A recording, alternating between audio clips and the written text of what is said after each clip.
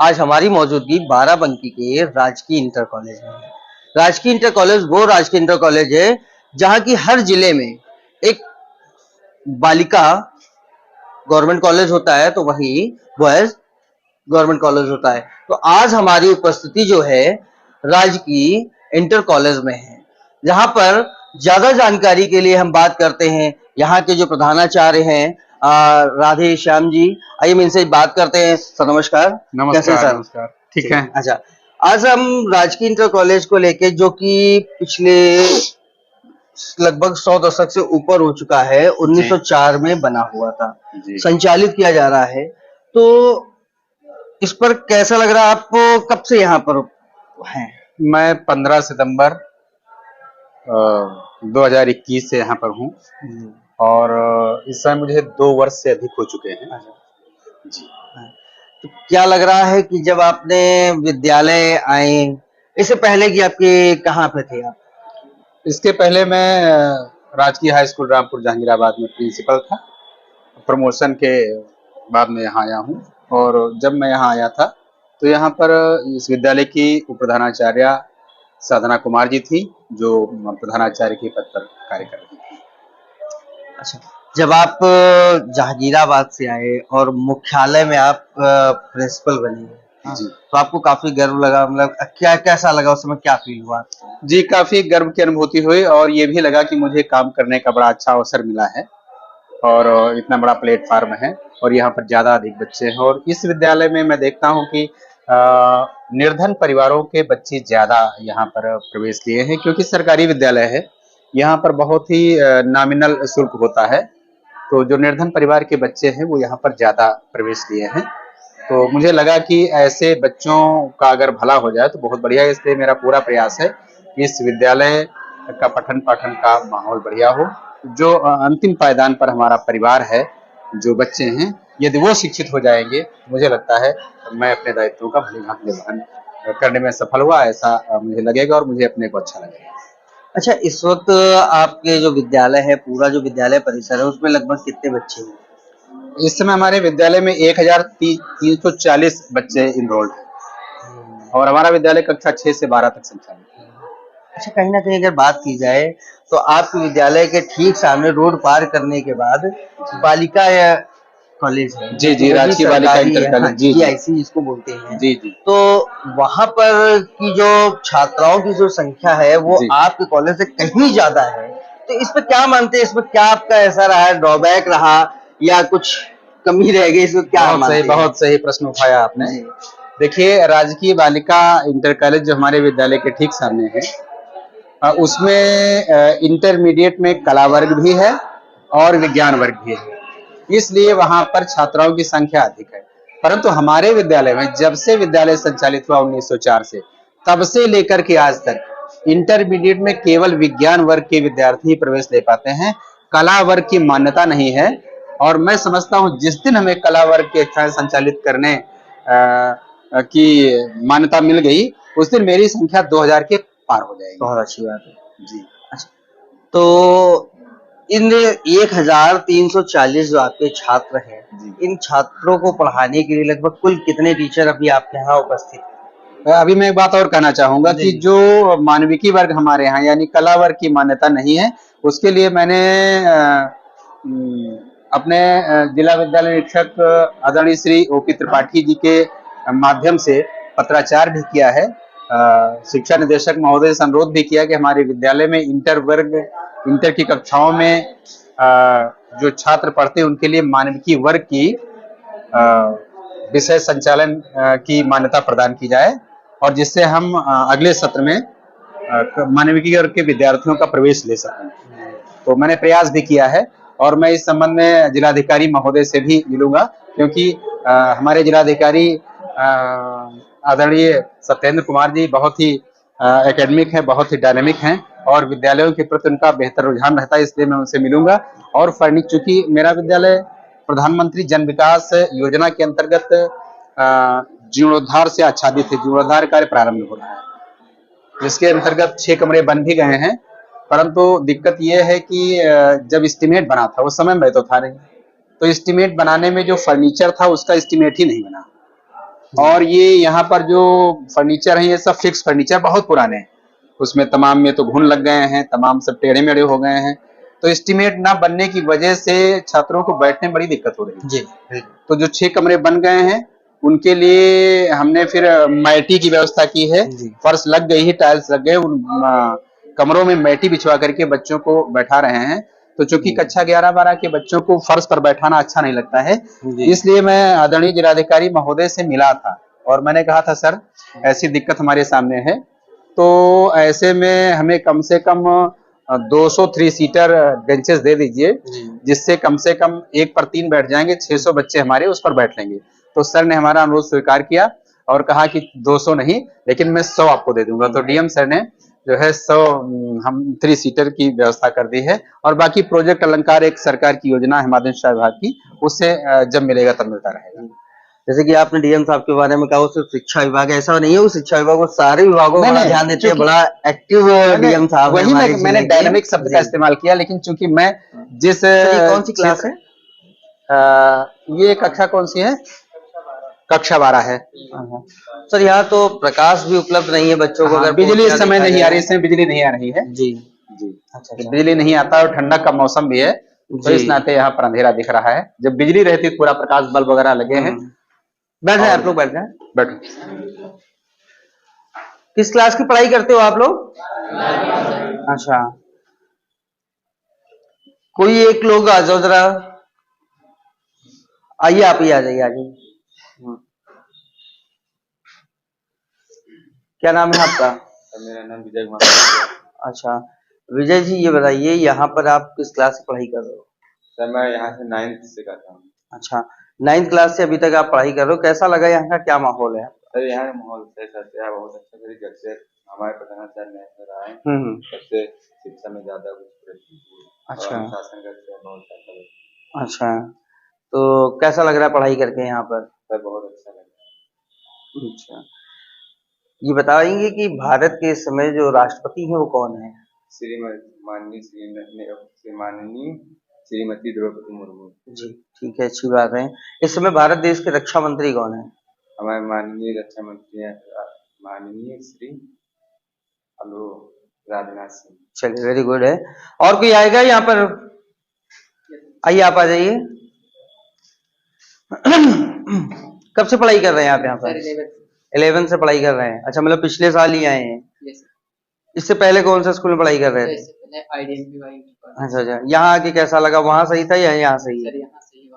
अच्छा, तो यहाँ अच्छा लग रहा है पढ़ाई करके। सर का बिहेवियर कैसा है? बहुत अच्छा है सर। अच्छा, तो पढ़ाई कर रहे हैं आप, ये आपको पता है कि इस समय भारत देश के प्रधानमंत्री कौन है? सर माननीय श्री नरेंद्र मोदी। अच्छा, आप किस प्रदेश में रहते हैं? सर हम उत्तर प्रदेश। अच्छा, इस प्रदेश में जो है इस समय यहाँ के मुख्यमंत्री कौन है? सर श्री योगी आदित्यनाथ। अच्छा, और राज्यपाल कौन है पता है? सर राज्यपाल के को DY चंद्रचूड़। अच्छा, राज्यपाल हैं। कोई बताएगा राज्यपाल कौन है? और कौन बताएगा? आप बताइए जी। आनंदीबेन पटेल। चलिए ठीक है, बैठ जाइए। आइए हम सर कुछ और बातें अपनी आगे जारी करते हैं, सर से बात करते हैं। जी सर ये जो आपका विद्यालय 1904 से संचालित है, लगभग 100 वर्ष पूर्ण हो चुके हैं जी उस दौरान इस विद्यालय की जो कहीं ना कहीं स्थिति देखी जाती तो एक तरीके से जर्जर है। जी हाँ, तो इस जर्जर स्थिति को लेकर आप कितना सजग हैं और क्या अभी तक कार्रवाई की है? अब चूंकि 1904 का स्थापित विद्यालय है तो हमारे विद्यालय को 118 वर्ष हो चुके हैं जी। और इस बीच में जो ये दौर रहा, इस बीच में सरकार से कोई विशेष आर्थिक सहायता नहीं मिली जिससे विद्यालय के रिनोवेशन के संबंध में कोई कार्यवाही हो सके। वही जो थोड़ा बहुत इसकी पेंटिंग वगैरह हो जाया करती थी, लेकिन कोई और विशेष धनराशि न मिलने की वजह से हमारे विद्यालय में कोई उस तरह से निर्माण कार्य नहीं हो पाया, तो जिसकी वजह से दशा धीरे धीरे बिगड़ती चली गई। और फिर सरकार की कृपा हुई और ये प्रधानमंत्री जन विकास कार्यक्रम से आच्छादित हुआ और अब जाकर के ये रिनोवेशन इसका हो रहा है।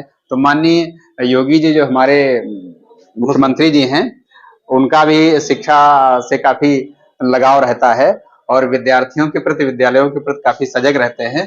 तो उनकी मेहरबानियां हुई हैं। मुझे लगता है कि ये विद्यालय बहुत जल्दी जनपद का सिरमौर विद्यालय होगा। तो सर, जैसे कि अभी बात हमारी आपकी हुई है कि यहाँ पर कई सारी चीजें ऐसी हैं, जैसे कि यहाँ पर आपके यहाँ जो आपने बताया कि आपका विद्यालय जो है ये विज्ञान वर्ग का है। जी हाँ, क्योंकि उस दौरान यहाँ पर प्रयोगशालाएं भी होंगी जी, और प्रयोगशाला भी कराई भी जाती होगी। बहुत तो उस बढ़िया दौरान प्रैक्टिकल हो रहे हैं। बच्चों का जो एक रुझान रहता है जी, वो कैसा रहता है? बच्चों का रुझान जीव विज्ञान और रसायन विज्ञान में ज्यादा रहता है। जीव विज्ञान में इसलिए क्योंकि उसमें पूरा ह्यूमन एनाटॉमी, जैसे हमारे यहाँ बहुत पुराना नर कंकाल है वास्तविक। आजकल तो विद्यालयों में प्लास्टिक के बना करके आ जाते हैं, हमारे यहाँ बहुत पुराना जो है, जो वास्तविक नर कंकाल है, मतलब हड्डियों का, वो सुरक्षित रखा हुआ है। और केमिकल में और सारे छोटे छोटे जो प्रैक्टिकल के लिए जो जीव जंतु होते हैं वो भी रखे हुए हैं। तो बच्चों को उनको देखने में बड़ा मजा आता है। इसी तरह केमिकल में भी, केमिस्ट्री में आप जाइए तो वहां पर चूंकि सोडियम है और इस तरह की जो भी होते हैं, तो उनको देख करके जब रिएक्शन होता है, मैम बताती, चूंकि आरती मैडम हमारे यहाँ केमिस्ट्री के लेक्चरर हैं। हालांकि हमारे कक्षा 11-12 में लगभग 700 विद्यार्थी हैं इंटरमीडिएट में। तो 700 बच्चों को विज्ञान पढ़ाने के लिए हमारे यहाँ पर्याप्त टीचर नहीं है। केमिस्ट्री लेक्चरर 3 होने चाहिए। हाँ, जिसमें से मात्र 1 टीचर है। और इस समय डॉक्टर आरती सिंह जो बीएचयू से डॉक्टरेट हैं, बहुत बढ़िया प्रवक्ता हैं, बढ़िया पढ़ाती हैं। तो उनका जब केमिकल रिएक्शन वगैरह इस तरह की चीजें दिखाते हैं तो बच्चे बहुत इंटरेस्ट के साथ उसको जो है मतलब ग्रहण करते हैं। तो बच्चे रसायन विज्ञान और जीव विज्ञान के प्रैक्टिकल्स में ज्यादा इंटरेस्ट दिखाते हैं। भौतिक विज्ञान में थोड़ा सा उतना जो इंटरेस्ट होना चाहिए उतना नहीं इंटरेस्ट हो पाता है। कुल मिला के कहीं ना कहीं अगर बात की जाए तो आपके विद्यालय पर कुछ ऐसा भी कहा जाता है, क्योंकि ठीक आपके विद्यालय के बगल में जो कि आपका ऑडिटोरियम है जी, उस ऑडिटोरियम में जी मतलब कि कई बार प्रदर्शनी लगती है जी, या कई तरीके के विभिन्न आयोजन होते हैं, समारोह होते हैं जी जी। तो उस दौरान क्या होता है कि बच्चों की पढ़ाई को लेके नुकसान होता है या नहीं होता है, उस पर क्या कहना है आपका? देखिए, हमारे विद्यालय का एक खेल का जो मैदान है, हमारे विद्यालय में जो पठन पाठन होते हैं उसके जस्ट बगल बना, ठीक बगल बना हुआ है। उसी मैदान में एक ऑडिटोरियम भी है, बनवाया गया है शासन की ओर से। तो उस ऑडिटोरियम में जब भी कोई कार्यक्रम होते हैं तो सामान्यतः दिन में होते हैं जी, 10 बजे के आसपास, 11 बजे के आसपास शुरू होते हैं। तो ऐसी दशा में जब वहां पर साउंड लगता है, माइक वगैरह लगते हैं, तो उनकी आवाज बहुत तेज होती है, बड़े बड़े लाउड स्पीकर होते हैं। तो उस समय जो हमारे इस पूरब की तरह के कमरे बने, पूर्वी तरफ के कमरे, इसमें पठन पाठन बाधित हो जाता है जी। लेकिन चूंकि अब सरकार की व्यवस्था है, ये परमिट दिया गया है, तो हम उनको मना भी नहीं कर सकते हैं। बस इतना अनुरोध कर लेते हैं कि भैया इसको थोड़ा सा साउंड इसकी स्लो कर लीजिए। और चूंकि हमारा विद्यालय जैसे इस समय प्रातः जो है 8:50 से 2:50 चलता है, तो इस बीच में व्यवधान होने लगता है जी। और कभी लोग मान जाते हैं तो उसकी आवाज धीमी कर लेते हैं, कभी नहीं मानते तो उस दिन डिस्टर्ब रहता है। तो लेकिन अब हम क्या करें, इसमें हम बेबस से कुछ कर भी नहीं सकते, तो उस दिन का पठन पाठन बाधित हो जाता है। अच्छा, नहीं तो इस पे कहीं पे कोई शिकायत वगैरह कुछ? शिकायत का सभी के संज्ञान में है कि जब अच्छा वो जो कार्यक्रम होते हैं तो उसमें अधिकारी भी आते हैं और हमारे जनप्रतिनिधिगण भी आते हैं, सबके संज्ञान में है। तो जब कोई चीज सबके संज्ञान में है तो उसमें शिकायत करने कोई औचित्य नहीं बनता। दूसरे इस पे शिकायत क्या की जाए, वो भी जनहित कार्यक्रम होते हैं, सरकार कार्यक्रम होते हैं, उनको मना भी नहीं कर सकते। और ये भी लोगों कहते हैं कि यहाँ पर प्रदर्शनी लगती है, तो प्रदर्शनी के लिए भाई मैं ये ध्यान रखता हूँ कि जो हमारा सत्र अप्रैल से शुरू होता है और ये मार्च तक चलता है जी। तो हमारी जितनी खेल की गतिविधियां हैं ये अप्रैल से लेकर के नवंबर तक होती रहती हैं। तो नवंबर तक हम लोग गेम्स की एक्टिविटी जनरली कराते हैं। नवंबर के बाद में एक दिसंबर और जनवरी में जबरदस्त तैयारी कराते हैं, बोर्ड परीक्षा नजदीक आ जाती है जी। तो उस समय खेल की एक्टिविटीज दिसंबर जनवरी में कम से कम होती है और अपने विद्यालय कैंपस के अंदर ही करा लेते, तो हमारा उस मैदान से विशेष कोई काम नहीं रह जाता। तो ऐसी दशा में उन कार्यक्रमों की अनुमति दी जाती है जिनमें लाउड स्पीकर न लगे और शाम को कार्यक्रम हो, जी और वो भी नवंबर माह के बाद, जिससे हमारा जो है किसी तरह का कोई गतिरोध ना हो, हमारे विद्यार्थियों का भी हित ना हो और मतलब समाज को भी कोई हाँ नुकसान समझ ना गए। उठाना जी। पड़े। तो आज हमारी आपने देखा कि हमारी जो हुई है वो राजकीय इंटर कॉलेज के प्रधानाचार्य राधे श्याम जी से, जो कि यहाँ के प्रिंसिपल हैं, और उनसे सभी बातचीत हुई। अब यहाँ पर बताया ये गया है, जैसे कि यहाँ पर आप जिस समय इस विद्यालय के शुरुआत में गेट में जैसे आप शुरुआत करते हैं, तो उस दौरान 2 लाइनें लिखी हुई हैं, शिक्षार्थ आइए सेवार्थ जाइए। तो उसी हिसाब से प्रिंसिपल सर ने ये बताया कि यहाँ पर किसी भी तरीके का कोई मतभेद नहीं है, अगर परमिशन दी जाती है तो उनको बिल्कुल परमिशन मिलती है। इसके साथ इस बच्चों का जो रुझान है वो भी में है। हालांकि जब पूछा गया कि रुझान क्यों, उन्होंने साफ तौर पर कि नरकाल है जो बिल्कुल ओरिजिनल है। अब वो बच्चों का रुझान है, केमिस्ट्री में उनका रुझान जो है वो इसलिए है क्योंकि कई सारे जो ऐसे केमिकल्स हैं जिनको मिलाते हैं तो एक नया रिएक्शन है उस चीज को लेके। हालांकि यहाँ पर जब हमने और बच्चों से भी जानकारी ली तो जो छात्र ऐसे हैं जिन्होंने की भी तारीफ की और यहाँ स्कूल में जिस तरीके पढ़ाई की जा रही है उसकी भी तारीफ की। हालांकि सवालों के भी अच्छे जवाब दिए, इसमें कोई दो राय नहीं है। चलिए देखना ये है कि अब विद्यालय आगे की जो विद्यालय की जो गति है काम करने की वो कितनी तेज बढ़ती है। बाराबंकी से मैं वरुण सिंह, वंदे भारत समाचार।